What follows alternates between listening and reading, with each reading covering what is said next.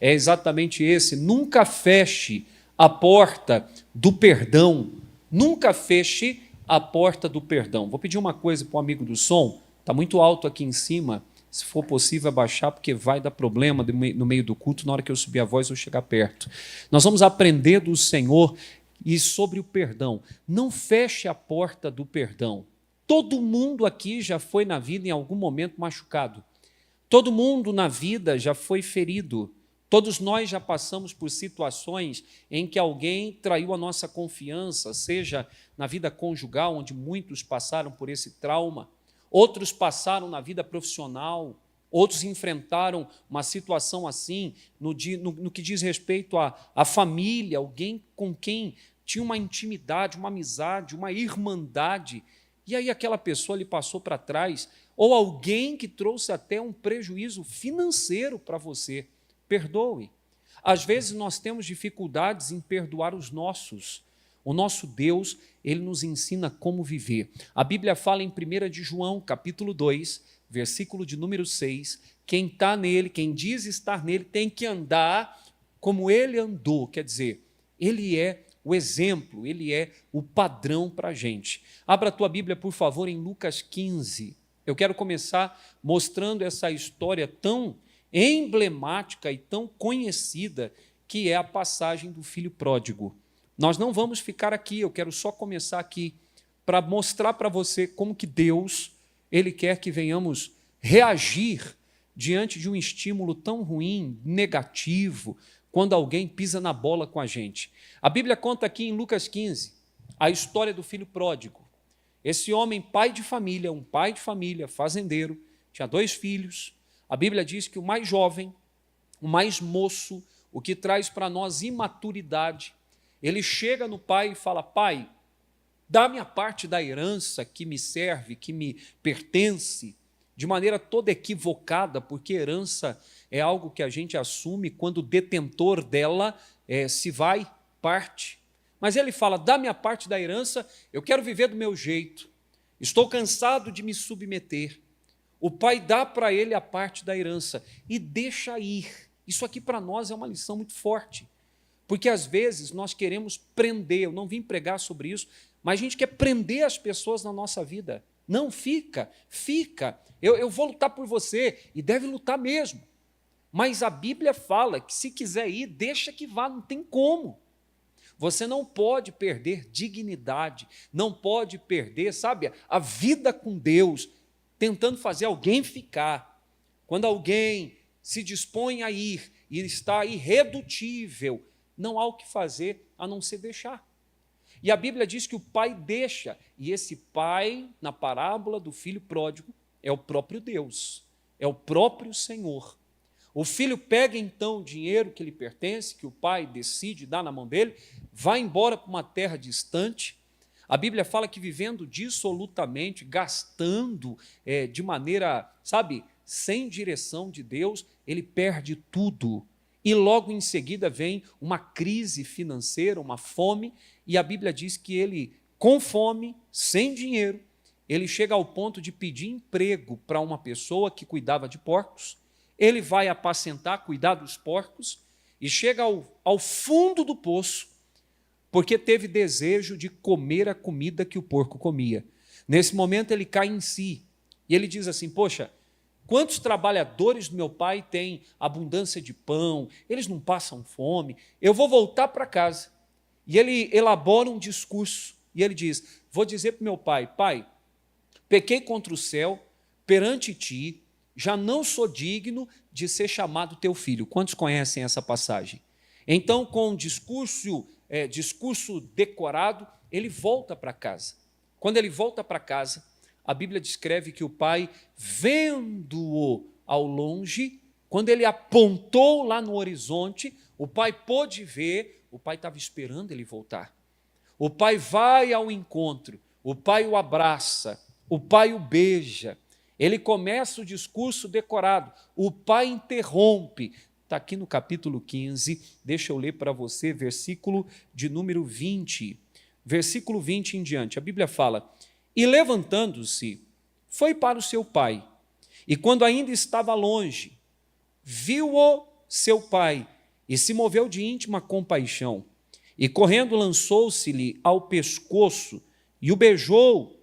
E o filho lhe disse: Pai, pequei contra o céu e perante ti, e já não sou digno de ser chamado teu filho. Mas o pai disse aos seus servos: Trazei depressa a melhor roupa e vestilho, e ponde-lhe um anel na mão, sandália nos pés, trazei um bezerro cevado e matai-o, e comamos e alegremo-nos, porque este meu filho estava morto e reviveu, tinha-se perdido e foi achado. E começaram a alegrar-se. Digam graças a Deus. Eu sei, gente, que vocês já conhecem essa passagem, ou a grande maioria aqui já conhece essa passagem. Mas esse aqui é o padrão do perdão de Deus. Foi o que Deus fez com você. Quer ver? Quem aqui já errou muito na vida e errou feio também? Pastor, já errei bastante. Quem aqui? E quando você se dirigiu na direção, quando você se voltou a Deus, o que Deus fez? Ele não lhe lançou em rosto os seus pecados. Deus não faz isso. Saiba que quando você que está aqui, pastor, cometi um pecado, eu estou num espírito de condenação, dentro de mim fica: eu não sou digno, Deus não me ama mais, eu não mereço o que eu sou, as bênçãos que Deus me deu. Isso aí não é o Espírito Santo.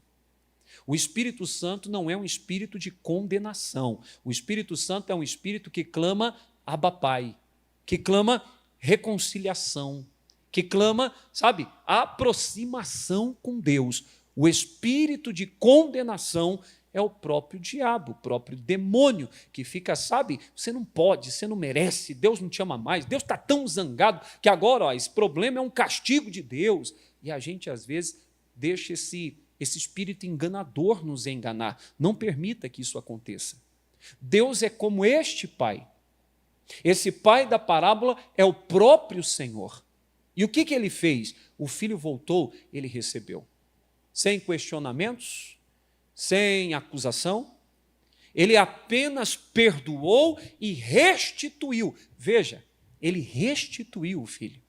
Ele não ficou: olha, te recebo de volta, mas eu lembro o que você fez. Eu te recebo de volta, mas eu sei muito bem o quanto você pisou na bola comigo. E às vezes o ser humano não segue esse exemplo de Deus. Nós queremos que a pessoa pague. Nós queremos e fazemos questão, às vezes, que a pessoa que errou conosco, sabe, ela sinta o peso da mão de Deus. Quem já ouviu essa expressão? A mão de Deus vai pesar, hein? Quem já ouviu isso aí? Isso não é bíblico. Isso não vem do Senhor. Isso não é o padrão de Deus. Se alguém errou contra você, o padrão é o pai do filho pródigo. É o nosso Deus, que nos aceitou, que nos remiu, que nos vestiu com roupas novas, que colocou nos nossos pés sandália, que simbolizava liberdade, o anel da família no dedo, que é a autoridade espiritual. O Senhor nos recebeu com festa, tanto que a Bíblia fala que quando um pecador se arrepende, há festa no céu. O Senhor celebra, os anjos glorificam, celebram ao Pai por um pecador que se arrependeu. Só que nós não fazemos isso. Às vezes, nós não temos tal comportamento. Qual é o seu comportamento com quem errou com você? Esses dias Deus falou muito isso comigo. Às vezes nós queremos que a pessoa, sabe, passe uma amargura, tem que aprender, tomara que sofra. Nós não podemos ser assim. Existem situações, e eu vou falar sobre isso hoje, que não dá para restaurar, que não existe confiança, que não tem como. O perdão tem que ser oferecido, mas não dá para continuar trabalhando junto, por exemplo. Entende isso? Alguém roubou, alguém lá na sua empresa pegou dinheiro da gaveta escondido, roubou você, e a pessoa se descobre, que a pessoa daí diz perdão, desculpa, como é que faz? Você perdoa, está perdoado, mas nem por isso você tem que colocar a pessoa para poder gerenciar o dinheiro do caixa seu. Quem concorda com isso? Concorda com isso? Existem situações em que é possível restauração. Agora, quando se trata de família, existe ex-filho?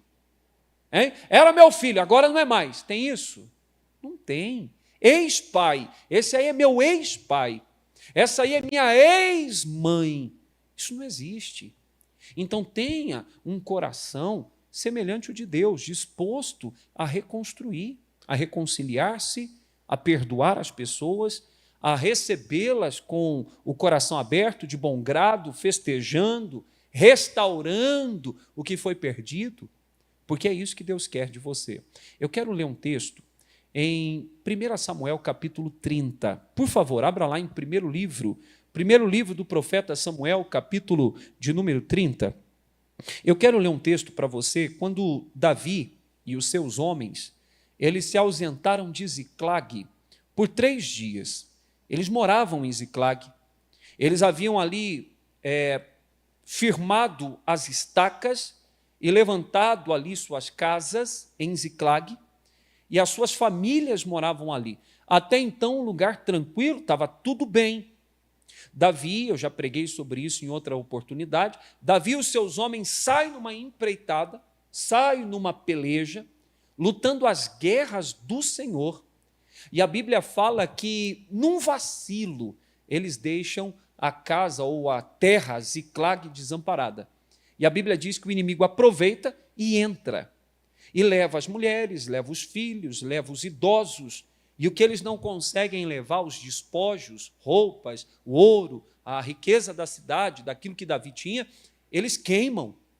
Era maldade. Os amalequitas eram cruéis, e eu vou usar uma palavra que define melhor. Os amalequitas eram covardes. Eles, desde quando Israel saiu do Egito, eles atacavam não de frente, eles atacavam no caminho, no deserto, pessoal. Foi a primeira guerra de Israel, foi contra os amalequitas, mas eles atacavam os velhos, idosos, as pessoas que tinham algum problema e por isso caminhavam lentamente, porque eles eram covardes. E a Bíblia diz que o coração do povo desmaiava com isso, quer dizer, a tristeza era muito grande. Agora, Davi e os seus homens saem, quando eles resolvem voltar, já estava tudo destruído, tudo queimado. Aqui tem uma lição importante. Você não pode ser ausente na sua vida familiar. Eu não vim para pregar sobre isso, mas quem aqui é casado, casada, levanta a mão, homens casados, mulheres casadas, não seja ausente no seu casamento. Existem muitas pessoas que se queixam da intimidade conjugal, que não tem, que o marido, às vezes, ocupado com muita coisa, eu estou falando de algo muito sério, estou falando na altura aqui correta para não entrar em detalhe, nós estamos ao vivo, eu estou com crianças, mas escutem, não se ausentem na intimidade.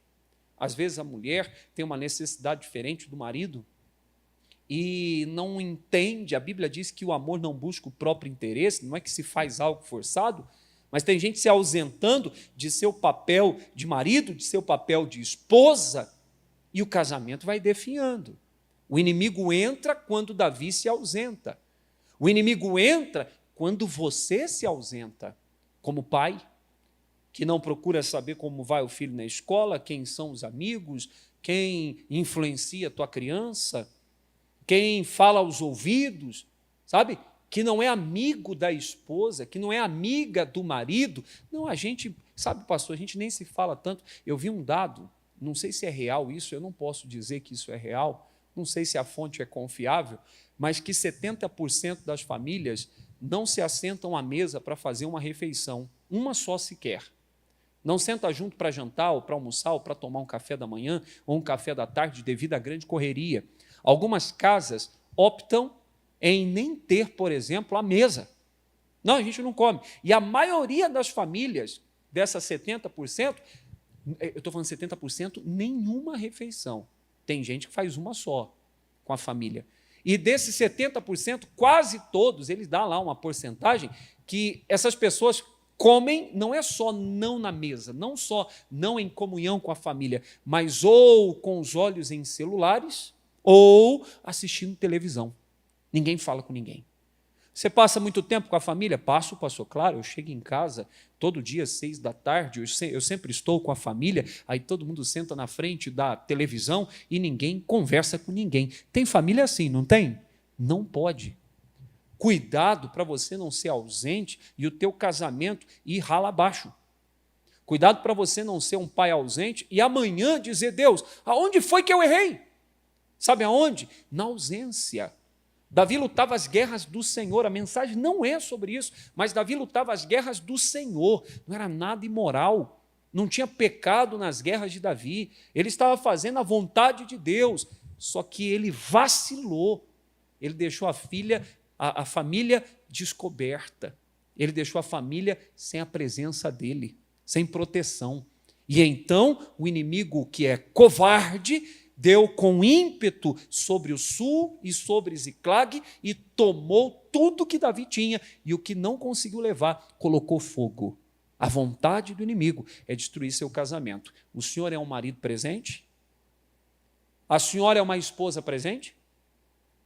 Ou você, homem de Deus, mulher de Deus, anda tão preocupado, inquieto, que quando teu cônjuge lhe procura, você diz, nem tenho cabeça para isso. Mas não tem cabeça para isso nunca.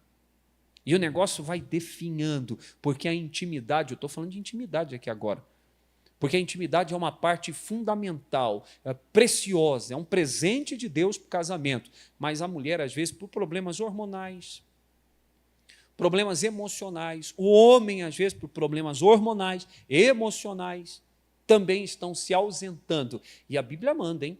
A Bíblia diz em 1 Coríntios capítulo 7, está falando de intimidade, que o marido deve pagar à sua esposa a devida benevolência. E a mulher deve pagar, a Bíblia põe como se fosse algo, sabe, é uma obrigação. Ninguém deve fazer por obrigação, mas é algo do qual não podemos nos ausentar no casamento. Quem entende, diga amém, Jesus. Vigia, senta com a tua esposa. Eu nem sei, eu estou dando tanta atenção a isso, mas é importante. Senta com o teu marido. Fala o que gosta, o que não gosta. Isso aí eu não estou gostando disso, não. Vamos parar com esse negócio. Olha, você briga, ofende, é grosso, não escova o dente, não toma banho, que negócio é esse? Aí não vai dar certo nunca. Meu irmão, conversa, assentem-se, diálogo, cura, diálogo traz cura. Converse, mais do que o namorado da tua esposa ou do teu marido, seja um amigo dela, e a amiga dele. A minha melhor amiga, pessoal, depois de Cristo, é a minha esposa. Ela é minha amiga, ela é minha amante, a minha esposa é a minha namorada, mas ela é minha amiga, é minha parceira, é minha irmã em Cristo. Nós vamos juntos. Não se ausente dos seus filhos, não se ausente do casamento. Quando Davi se ausenta, voltando aqui para o nosso tema, não fechar a porta do perdão, quando Davi se ausenta, os amalequitas entram. Davi consulta a Deus, nós conhecemos a história. Davi busca a Deus, Deus fala, pode ir que eu vou te ajudar. Então Davi vai.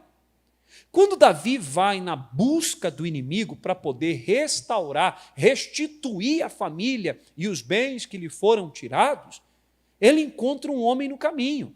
Eu quero ler com você, por favor, capítulo de número 30, versículo 11 em diante, diz assim, e acharam no campo um homem egípcio e o trouxeram a Davi.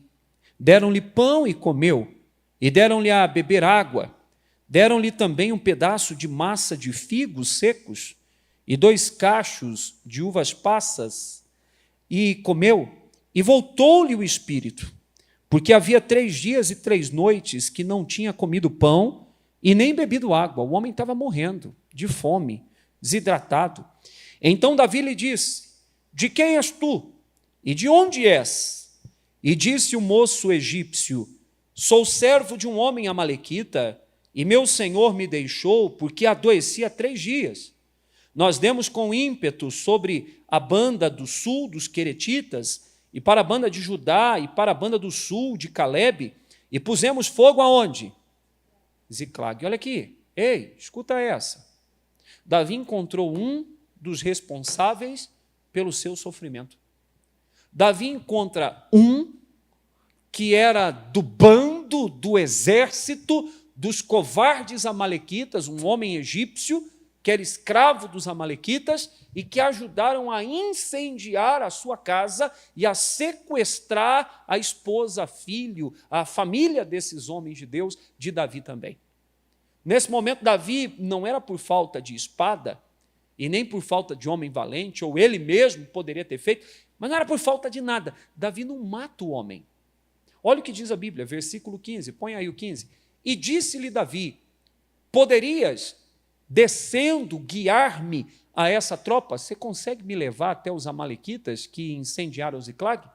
E disse-lhe, por Deus, o rapaz fala, me jura que me não matarás, nem me entregarás na mão de meu senhor, e descendo, te guiarei a essa tropa. Davi poderia dizer, não dá para jurar, cara, porque na hora que eu achar o que eu quero, você é um dos culpados do meu sofrimento, eu vou matar você. Davi não fez isso.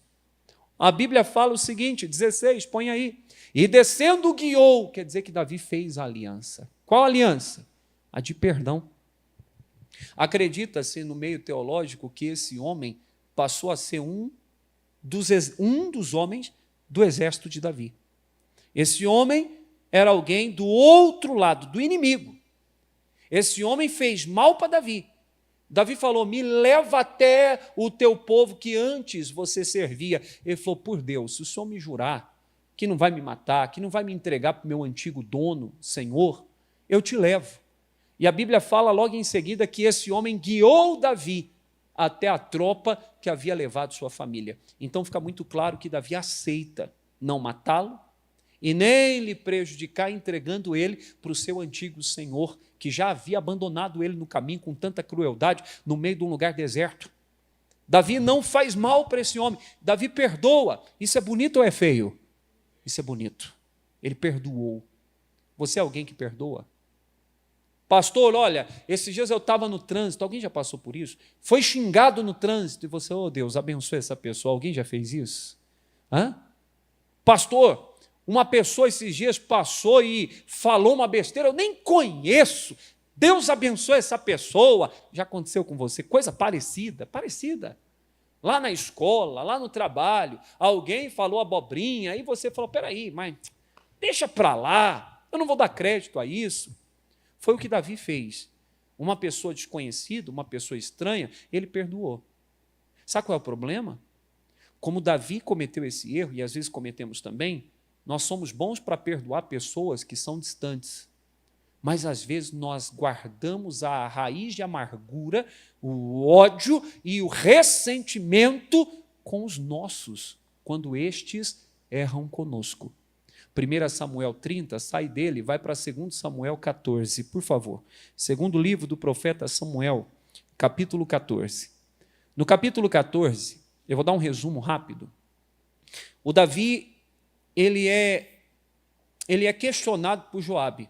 Joabe vem e fala, Davi, perdoa Absalão. Davi, perdoa Absalão, é teu filho. Vamos lá, Davi, você é um homem de Deus. Porque Absalão tinha matado Aminon. Vamos lá, vamos começar lá de trás. Aminon apaixonou-se por sua meia-irmã, uma outra filha de Davi. Aminon era filho de Davi. Mas Davi teve várias esposas. E Davi casou-se e teve um filho com uma outra mulher, e uma menina nasceu, uma princesa. E o Aminon, apaixonado por sua irmã, Tamar, ele força ela e estupra ela. O que é isso, pastor? Meu irmão, ele fez loucura. O que era passivo, o que era punível com morte. Nós vamos punir com morte. Só que era o filho de Davi, então Davi não age. Davi, naquele momento, ele não pune o filho. Como é que vai matar o filho? Não vou matar meu filho. Aminon seria o herdeiro do trono. Tome muito cuidado, eu falei seria, porque ele não herdou o trono, ele morreu antes. Tome cuidado com as suas ações, porque ainda que você seja ungido, separado por Deus, preparado pelo Senhor, levantado por Deus para coisa grande, se você se entregar ao erro, você perde aquilo que Deus preparou para você. Existem coisas na sua vida que Deus tem preparado para a sua vida, para você herdar, para você se apoderar, mas se você não guardar teu coração, você vai ser privado de viver o que Deus tem. Cuidado com as tuas ações, com os momentos de paixão, de ódio e de grande alegria também. Porque no momento de paixão, a irmã falou, não faça isso. E ele foi lá, sendo mais forte do que ela, o Aminon forçou a própria irmã, deve ter rasgado suas roupas e a estuprou. Como Davi não tomou partido, porque era filho, o Absalão, ele só guardou aquilo no coração e falou, se meu pai não mata, eu vou matar. Tome muito cuidado, porque as pessoas, muitas vezes, elas são boas para planejar o mal. Ô irmão, irmã, deixa eu falar uma coisa. Pessoas, às vezes, que estão perto da gente, são pessoas tendenciosas, maldosas. Eu não estou pregando para colocar uma pulga atrás da orelha, como diz aí o ditado, para fazer você ficar maquinando, será que essa pessoa é má? Será que... Tome cuidado com o ser humano, ele é capaz de fazer qualquer coisa. Vocês viram esses dias a notícia da mulher que pegou uma menina, raptou uma menina grávida? Quem viu isso? Já na hora já de dar o parto, estava perto já de dar luz, e a mulher com a menina viva rasgou a barriga da menina amarrada, tirou a criança, enterrou o corpo da menina. Quem viu isso? Vocês não viram isso? Tem muita gente que viu. Pegou a criança, foi no hospital e falou, tive em casa. E desconfiaram da coisa, e ela entregou todo o jogo. Ela tinha rasgado, aberto a barriga da grávida para roubar o bebê. Meu irmão, ser humano tem cada ideia. O caso da menina Vitória, estuprada, hein? Alguém viu esses dias atrás? Em Brasília, o caso da menina Alice, há muito tempo atrás, a menininha que foi estuprada, lembra disso ou não? Quem conhece essa história? Tem uma história em Brasília de uma menina aí, uma história macabra, e algumas pessoas nomeiam aí os autores, e é melhor nem falar sobre isso, que diz que é gente da alta, gente conhecida, que matou a menina, estuprou a menina, e depois enterrou a menina, mataram a menina por conta de uma dívida de droga. Os homens são maus. Você não pode vacilar, não. Guarda o coração. O Absalão ficou só calculando. Quando Absalão teve a oportunidade, ele deu a paga para o irmão Aminon. Ele matou Aminon e fugiu. Quando ele foge, Davi também não se preocupa em capturá-lo para poder matar ele. Porque Davi, existe uma coisa que eu vou falar. Quando você exerce qualquer função de liderança, líder da sua casa, líder no seu trabalho, líder da sua família, escuta, qualquer coisa, na igreja, o dia que você abre mão de fazer justiça numa situação, você fica refém porque na outra você não pode fazer também. Eu desempenho uma função de liderança. E a justiça é um negócio complicado. Se eu não exercer justiça num caso, na hora que o outro faz algo parecido, eu falo, não, isso aí não tem como, o fulano vai dizer, mas na outra situação o senhor não fez. Você perde a mão e você perde a liderança sua. Todo homem ou toda mulher que ocupa um cargo de liderança, de gestão, e todo mundo aqui é líder de alguma coisa, nem que seja da própria vida, amém, gente? Ou da própria casa, de sua família, você precisa deixar a justiça de Deus reger você. Porque uma vez sendo injusto, você terá dificuldade de voltar para os trilhos, porque quando você for fazer justiça, alguém vai dizer, mas da outra vez você não fez isso. Mas o outro você poupou. Mas da outra vez, com o outro, você não agiu dessa maneira, você não gosta de mim. E aí você vai ver que você vai ser tido como injusto. E a pior coisa que tem é ser liderado por alguém que é injusto. Você precisa ser justo. Agora, Davi falhou na primeira, Aminon tinha que morrer. Era filho, mas tinha que morrer. Quando Absalão, eu não estou falando que é fácil, tá? E eu não estou falando que eu conseguiria também. Eu não estou julgando Davi. Mas ele tinha que ir condenar Aminon à morte. Quando Absalão mata Aminon, ele também não faz questão de fazer justiça, porque a um ele perdoou e a outra ele vai matar. Já tinha perdido a mão da liderança, nesse momento familiar. E a coisa desandou. E aí o Absalão ficou muito tempo afastado. O Joabe veio e disse, Davi, é teu filho, está na hora, para com isso. Vamos voltar, vamos reconciliar isso aí. Ele fala, tá bom, então traz ele. Davi estava sentado em seu trono, quando o Absalão foi trazido ao palácio. Vamos ler isso aqui? Por favor, capítulo de número 14, versículo de número 24. Antes do 24, a Bíblia diz que eles se abraçam, se beijam, lágrimas rolam, meu filho. Pai, deve ter... A Bíblia não descreve as palavras, não fala as palavras, mas pai, me perdoa, pai, perdoa. Não, filho, está perdoado, tudo bem. Davi se recompõe, senta no trono, olha para o filho, versículo 24. E disse o rei, torne para a sua casa, pode voltar para a sua casa, e não veja a minha face, eu não quero mais você entrando aqui. Olha que coisa. Tornou, pois, Absalão para a sua casa, e não viu a face do rei. versículo 28, pula do 24 para o 28, que diz assim: assim ficou Absalão 2 anos inteiros, aonde, gente? Em Jerusalém, um lugar onde o pai dele estava, na mesma cidade. E a Bíblia diz, em Jerusalém, e não viu a face do rei. Isso aqui é muito interessante, porque a Bíblia nem fala assim, olha, e não viu a face de seu pai, porque o relacionamento depois disso nunca mais foi o mesmo.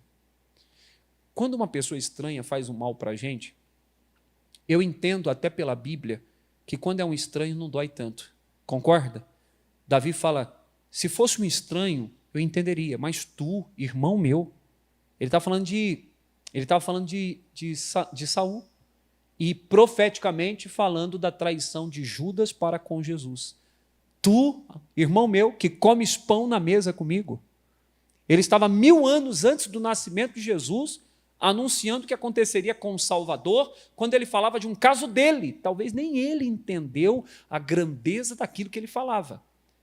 Mas o que machucou Davi não eram os estranhos dizendo, Davi é um traidor. Era Saul falando, Davi quer roubar o trono. E Davi nunca quis roubar o trono. Mas como ele amava Saul e havia vivido com Saul, o coração dele se sentiu ofendido. Quando Judas chega e dá um beijo em Jesus, Jesus olha para o Judas e diz assim, Judas, com um beijo você trai o filho do homem. Com um beijo traz o filho do homem. Deve ter doído em Jesus, porque Jesus fez tudo por Judas. Vamos lavar o pé, bota o pé aqui nessa bacia. E lavava o pé, enxugava com uma toalha. Jesus fez isso com todos, inclusive com Judas. Quando Judas traiu, doeu mais. Quando um desconhecido na multidão gritava, mercenário, enganador, esse é um falsário, isso aí não devia doer tanto. Nós perdoamos, às vezes, pessoas que estão longe, mas nós temos dificuldade de reconciliar com quem está perto. Davi abençoou, perdoou, deu comida, deu água, deu vida, porque a Bíblia diz, recuperou, tornou a vida de novo no homem, no servo egípcio, que servia aos amalequitas. O senhor me perdoa, o senhor jura por Deus que o senhor não vai me matar. Davi falou, tudo bem. E o homem o guiou, e ele venceu, e acredita-se que o homem tornou-se um guerreiro de Davi. Mas quando o filho dele veio pedir perdão, ele não perdoou. Foi um perdão cerimonial. Abraçou, chorou, aquela coisa toda. Daqui a pouco ele levanta, ele sobe de novo no trono, se assenta no trono e diz, pode ir para a sua casa, e você não vai ver mais o meu rosto. E a Bíblia diz que Absalão, morando em Jerusalém, o lugar onde o trono de seu pai era estabelecido, o reino, o pai vivia ali. Por 2 anos, não viu a face do rei. Não era mais aquele trato pai e filho. Era aquele negócio, eu sou o rei e ele é um súdito. Eu sou um rei e ele é mais um no reino. O pai não restaurou. Como é que você tem perdoado os seus? Quando se vive em família, eu já falei uma vez sobre perdão na família. Inevitavelmente nós ferimos e somos feridos. Mas é inevitável. Não é, às vezes é inconsciente. E às vezes não, às vezes é doloso. Às vezes tem intenção de machucar. Tem marido, tem esposa que mas faz de propósito para machucar. Tem filho que faz de propósito para machucar. Tem irmão que fala um negócio, mas é proposital, é para ferir tua alma mesmo. Só que a tua luta não é contra carne e sangue. Você precisa perdoar. Pastor, sempre eu, pastor, sempre eu. Eu estou cansado de ser o bonzinho. E não nos cansemos de fazer o bem. Porque a seu tempo ceifaremos, se não houvermos desfalecidos. Quem lembra que eu preguei sobre isso esses dias? Não se canse de fazer o bem. É sempre eu, pastor, eu ralo, eu quebro a cabeça para pôr o pão sobre a mesa, e essa mulher é ingrata, esse marido é ingrato. Irmã, irmão, escuta, você é o servo de Deus lá dentro, a senhora é a serva de Deus lá. Você é a pessoa de quem parte o perdão. Você é o que procura andar com Cristo. Quem é aqui, pastor? Eu quero ser um cristão mesmo. Levanta a mão. Cristão significa pequeno Cristo. Aqueles que buscam semelhança com o Senhor Jesus. Serem semelhantes a Ele. Meu irmão, quando bate aqui, Jesus falou para oferecer aqui. Você precisa perdoar. Tem gente que o casamento deu ruim, houve uma traição, e toda conversa que tem, o negócio vem à mesa de novo. Eu sei o que você fez, você lembra? Aquela vez você me traiu. Você me traiu. Eu te perdoei. Perdoou nada. Por isso que o casamento está uma nhaca. Desculpa falar desse jeito aí. Viu? Por isso que as coisas não vão bem. Não, pastor, eu perdoei, mas assim, eu não esqueço. Ninguém está dizendo que você tem que ter amnésia. É que nem uma cicatriz. Alguém tem cicatriz no corpo? Alguém já teve uma parte do corpo costurada e ficou lá a cicatriz? Alguém? Na época, doía ou não doía? Eu já contei aqui que eu, quando mais novo, jogava futebol na rua. Quem aqui gostava de chutar bola na rua e arrancava o tampão do dedo chutando bola na rua? Molecada não sabe o que é infância hoje, né? É ou não é? E tinha um campinho de futebol lá perto de casa, e a gente correndo descalço, chutando bola, e eu pisei em cima de uma garrafa que estava pela metade no gramado. Quebraram e deixaram. Meu irmão, aquilo entrou, quase varou para cima. Eu tenho embaixo do meu pé esquerdo uma cicatriz hoje desse tamanho, mas ficou tão grande, abriu tanto, a minha mãe zomba de mim toda vez que a gente toca nesse assunto, que ela fala, você tinha tanto medo de anestesia, que quando teve que dar ponto, você falava assim, corta o meu pé fora, mas não me dá anestesia. Corta o pé fora, eu não quero tomar anestesia. Você já tomou anestesia na sola do pé? É um couro grosso. Na hora que eu tomei, na hora que vai colocar, eles fazem força, e na hora que fura, faz tup. Entra de uma vez, meu amigo, que dor! Só que hoje só tem uma marca. Eu posso tirar o meu sapato e passar a unha que não dói mais, não machuca mais.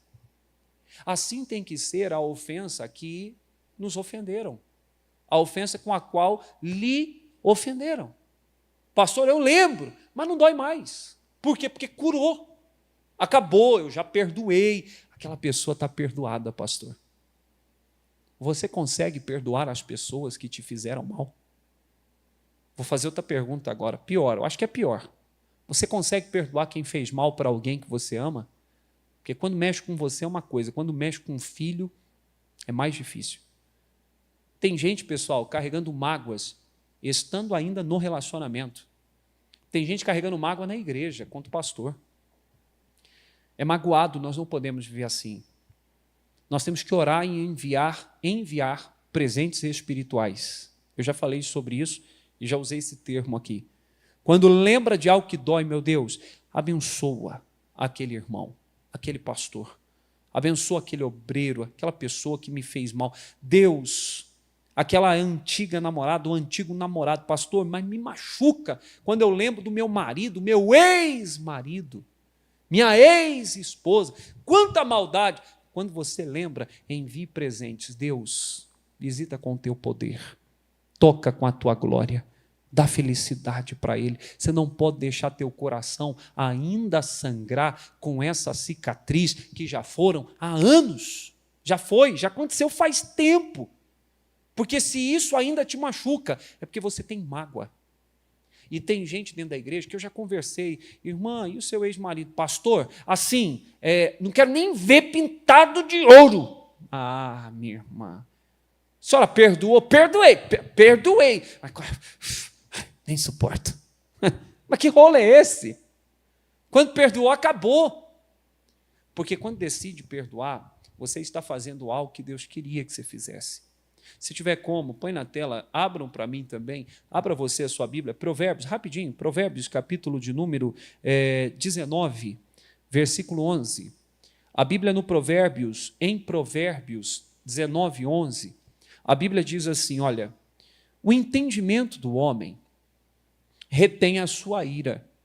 A pessoa de bom entendimento, a pessoa sábia, a pessoa inteligente na vida, ela fica irada, mas ela segura. Alguém aqui, pastor, eu estouro e depois que eu vou perceber a besteira que eu fiz. Pastor, eu sou desse tipo. É porque você ainda não se converteu. O senhor está me ofendendo. Não. Ei, estou ofendendo não. Você ainda não se converteu. Pastor, eu estouro e aí eu vou para dentro mesmo. Aí depois que eu falo, poxa vida, o que eu fui fazer? O homem de entendimento, ele fica irado, mas segura. Ele consegue se controlar, porque um dos frutos do Espírito é o domínio próprio. Aí a Bíblia diz mais, e sua glória, a grandeza de um homem é passar sobre a transgressão, é conseguir relevar, é conseguir perdoar. Você tem conseguido perdoar? Você tem perdoado quem te ofendeu? Você tem abandonado aquilo, como Deus fez com você? Como o pai do filho pródigo fez? O rapaz chegou para dizer, pai, não sou digno de ser teu filho, pequei contra o céu perante ti, não sou digno de ser chamado teu filho. Era a primeira parte do discurso. Só que tinha a segunda, que o pai nem quis ouvir, o pai nem deu bola. Ele ia falar, faze-me como um dos teus trabalhadores. O pai nem deixou ele terminar, porque o pai já foi restituindo. Põe a sandália, põe um anel, dá aqui uma roupa nova, tira o cheiro de porco, tira o cheiro de lavagem, de lama, sujeira. Põe uma roupa decente, dignidade. Quando se perdoa, se dá dignidade. Quando perdoa, nós precisamos perdoar de verdade. É muito difícil, mas é necessário. Porque quando nós não fazemos isso, lá na frente vai dar problema. O que Absalão fez? Ganhou o coração do povo, estou resumindo, para todo mundo que chegava em Jerusalém trazendo suas demandas, porque o rei também era juiz.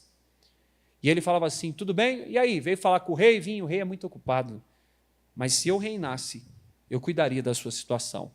Ele foi destronando Davi, pouco a pouco, no coração do povo.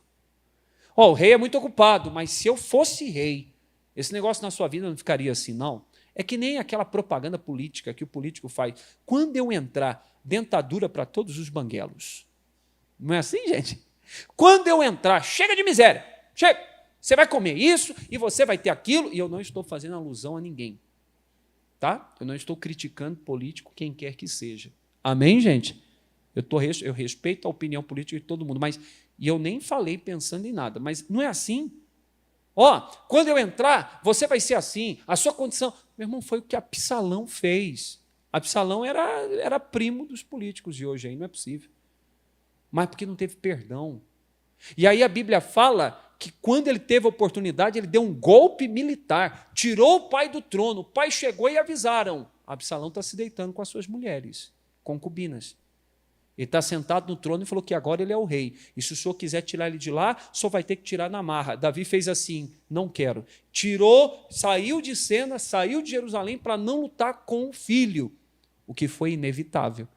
E a Bíblia diz que estando num embate contra o filho, numa das guerras que o filho travou contra o pai, Absalão morreu pela espada de Joabe, pendurado num galho. Davi, quando soube, os homens de Israel triunfantes, vencemos, vencemos. Aí Davi fez assim, vocês vão lembrar disso. Davi dizia, Absalão, meu filho, chorava e gritava em alta voz, meu filho Absalão. Absalão, meu filho Absalão. Só que Davi só teve o desejo de ter o filho perto depois que o filho já tinha ido. Tem gente dentro da igreja que é assim. É bom para perdoar o servo egípcio, mas ao próprio filho não perdoa. É bom para perdoar um estranho que passa ofendendo. E aí a pessoa fala, está abençoado, deve estar perturbado, Deus abençoe ele. Mas quando se trata de alguém de casa, com alguém de casa, aí fica com aquela mágoa, aí fica com aquele ressentimento, aí fica com aquele rancor. Aí fica guardando no coração, remoendo. E eu vou repetir uma frase que eu já falei nesse altar. Mágoa, ressentimento, ódio, desejo de vingança. Esse negócio de pesa a mão, porque mexeu com o homem de Deus. Isso aí não é pastor, pessoal. Nossa, eu tenho que tomar cuidado para mim não falar muito aqui. Mas tem sinais. Mas até o Satanás faz sinais. Quem concorda com isso? Lembra do João de Deus? Que na verdade de Deus não tinha nada? Tinha gente que ia lá e era curado também. Tem que tomar cuidado de ficar falando assim, né? Mas lembra, o país é meio estranho, não é verdade? O João de Deus é do capeta, a mulher mais sexy é homem, e o homem mais sexy é uma mulher. O mais honesto é preso, e é uma loucura. Está tudo invertido nesse negócio. Agora vamos voltar para cá. Escuta, sinais não determinam se eu sou de Deus ou não. A minha vida e o meu testemunho, a minha prática da palavra, sim. Deus usa até jumento, gente, Para com isso, vou pesar a mão, vou orar para Deus pesar a mão. Essas práticas no meio do povo de Deus é prática de gente que parece que gosta de feitiço, de macumba. Vou orar e você vai ver só, meu irmão. Vai ver só, meu irmão. Ei, para com isso. Perdoa, abençoa, restaura. Absalão tomou o trono e Davi teve depois uma chateação enorme. E o filho pródigo? Ele não. Quando ele voltou, você pensou? Todos os dias ele sendo tratado como um trabalhador, o que não aconteceu? Todos os dias ele vendo o pai abraçando o filho mais velho, sentando na mesa, e ele lá servindo o jantar sem poder se assentar com o pai. Imagina isso. O pai não fez isso porque aquele pai, na parábola, representa Deus. E quem é de Deus aqui, por favor, tem que ser semelhante a Ele. Tem que parecer com o seu Senhor. Perdoa aquela pessoa na empresa.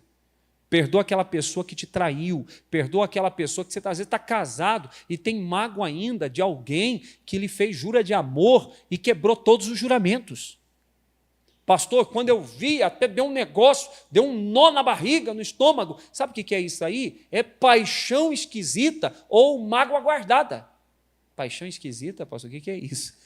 Porque ainda não esqueceu. Meu irmão, não, pastor, eu ainda, não, aquela pessoa, nossa, não quer nem ver pintado de ouro. E às vezes está com outro, com outra. Que rolo é esse aí, ô irmão? Perdeu o juízo? Você está com outra pessoa já, a vida que segue. Deus abençoe aquela pessoa. Pastor, o meu ex, a minha ex, quando fala até trava o dente. Você está achando que você está enganando quem? Que coisa é essa? Fale com carinho, aquela pessoa errou, que Deus a abençoe. Deus abençoe ela. Você não é obrigado.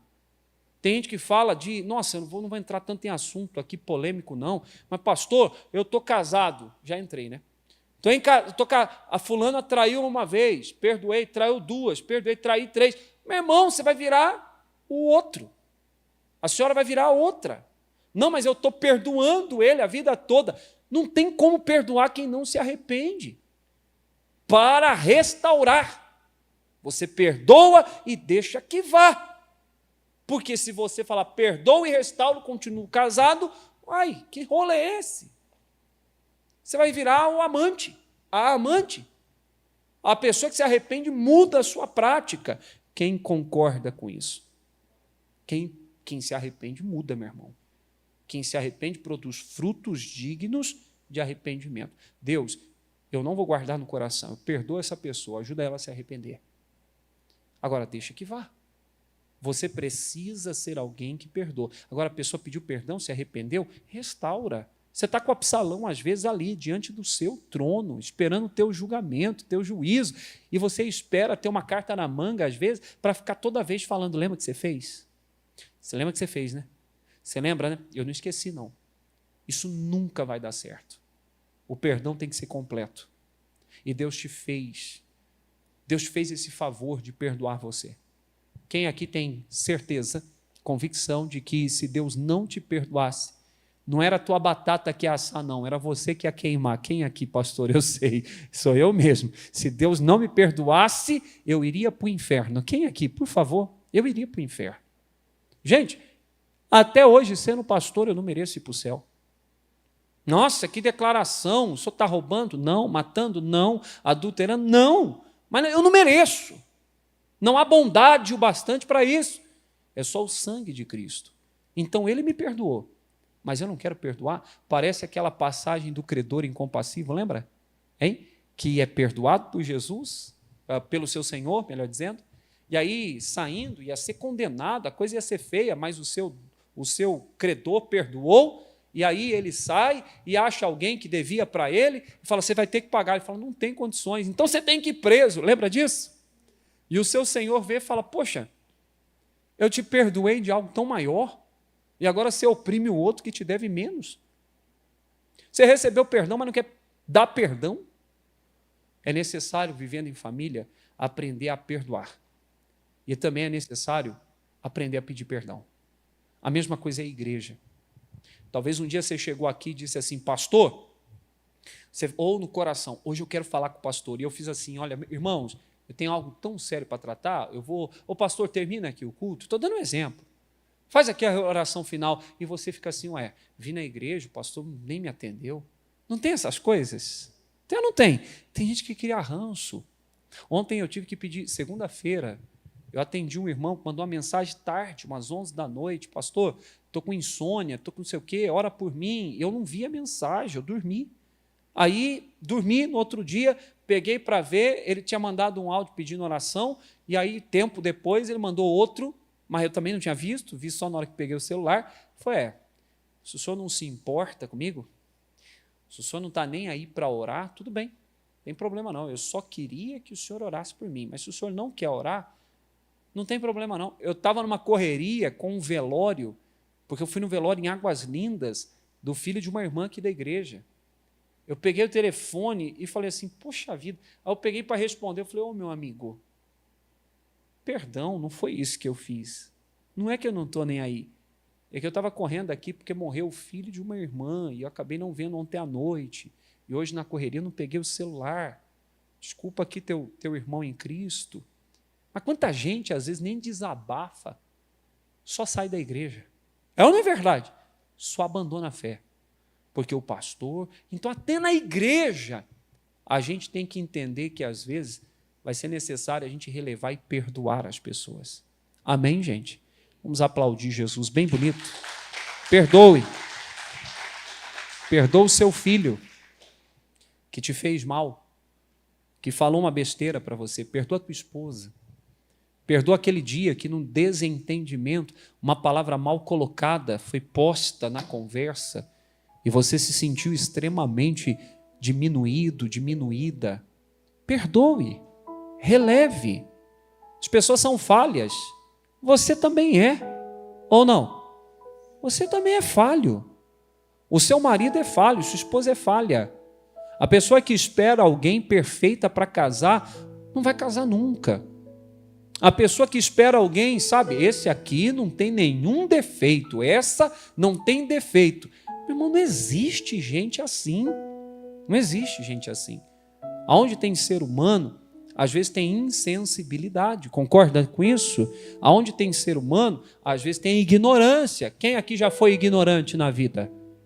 E depois falou, poxa, não precisava ter falado assim. Quem já passou por isso? Eu já fiz isso. Tem coisa que não precisa. Mas nós fazemos, por quê? Eu acho que Deus até sabe, Ele mexe no nosso coração depois, tipo, tá vendo como você é pequeno? Você precisa de mim mesmo. Só que a gente não tem a mesma tolerância que os outros. E às vezes com quem é de fora até tem, mas com quem é de dentro, a rigidez ou a severidade é mais severo.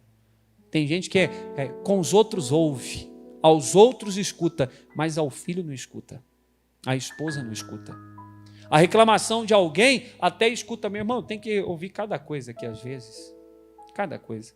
Hoje uma irmã com o maior amor chegou em mim e disse, é o seguinte, eu não saio da igreja se o senhor terminar o culto até tal hora. Eu falei, meu Deus do céu. Eu falei, irmã, é que às vezes... Ela falou, não, até tal hora. Senão eu dou linha. Eu falei, sério mesmo? Eu falei, tá bom, vou tentar, tá bom? Eu não posso prometer. Tem gente que a gente tem que relevar. Tem coisa que a pessoa nem faz por maldade. É educação, a gente mudou, tem gente que cresceu de um jeito, então não é? Num lar rígido, só que aí a gente ouve às vezes os outros, mas quando é família a gente não tolera, é ou não é? Você ouve e engole tanto sapo, mas na família você não aceita. É tão dura com o filho, é tão dura com o marido, tão duro com a esposa, com os filhos, é tão rígido, tão severo, e com os outros às vezes é que nem o bêbado, né? Ele pega o dinheiro dele, tira da família, deixa de dar para a família para pagar o churrasco para os amigos do bar. É ou não é verdade? Hein? É bom para os outros, dentro de casa é o valente. É assim ou não é? Dentro de casa é ruim. Você não pode ser esse tipo de gente. Fique de pé.